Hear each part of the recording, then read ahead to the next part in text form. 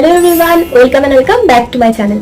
আমি দিশা। আজকে তোমাদের সাথে খুবই একটা ইম্পর্টেন্ট টপিক নিয়ে আলোচনা করব, যেটা হচ্ছে তোমাদের স্কিনের জন্য কোন সিরামটা ইউজফুল হবে।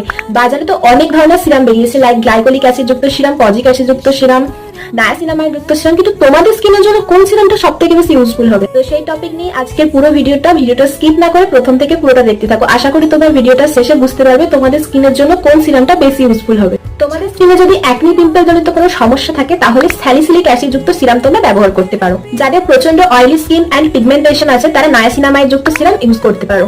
তুমি প্রচন্ড ড্রাই এবং স্কিনে যদি কোনো রকম গ্লো না থাকে তাহলে হাইয়ালুরনিক যুক্ত অ্যাসিড ইউজ করতে পারো।